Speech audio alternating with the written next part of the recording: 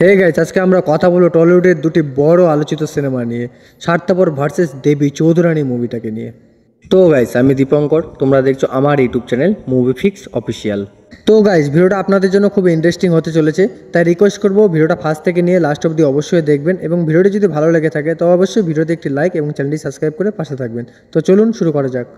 দুটোই আলাদা ধরনের গল্প, আলাদা স্কেলের তৈরি, কিন্তু দর্শকদের মধ্যে এখনও তুলনা চলছে কোনটা ভালো আর কোনটা বেশি ইমোশনাল, আর কে বক্স অফিসে এগিয়ে আছে। তাহলে চলুন শুরু করি আজকের ভিডিও, স্বার্থপর ভার্সেস দেবী চৌধুরানী। তো গাইজ, ফার্স্টে আমরা যে মুভিটাকে নিয়ে কথা বলবো, স্বার্থপর মুভিটাকে নিয়ে।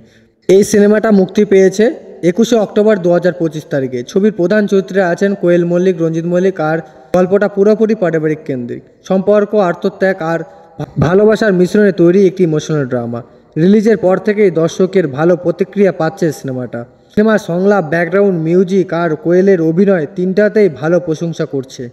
বক্স অফিসের দিকে যদি দেখা যায়, প্রথম দিন এই ছবিটি কালেকশন করেছে প্রায় 7 লক্ষ টাকা।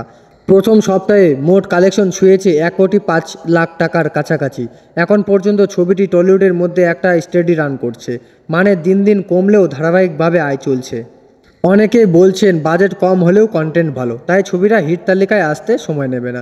তো গাইস, স্বার্থপর মুভি নিয়ে তোমাদের কি মতামত অবশ্যই নিচের কমেন্টে জানাতে ভুলবে না। তো সেকেন্ড আমরা যে মুভিটাকে নিয়ে কথা বলবো সেটা হচ্ছে দেবী চৌধুরানী মুভিটাকে নিয়ে। এই সিনেমাটা মুক্তি পেয়েছে 26শে সেপ্টেম্বর 2025 তারিখে, অর্থাৎ স্বার্থপরের থেকে প্রায় 1 মাস আগে। ছবির গল্প বঙ্কিমচন্দ্র চট্টোপাধ্যায়ের ক্লাসিক উপন্যাস থেকে নেওয়া।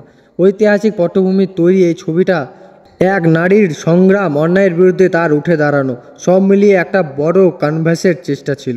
প্রথম দিন ছবিটা কালেকশন করে প্রায় 10 লক্ষ টাকা, আর প্রথম সপ্তাহে মোট কালেকশন ছুঁয়েছে 1,74,00,000 টাকার মতো।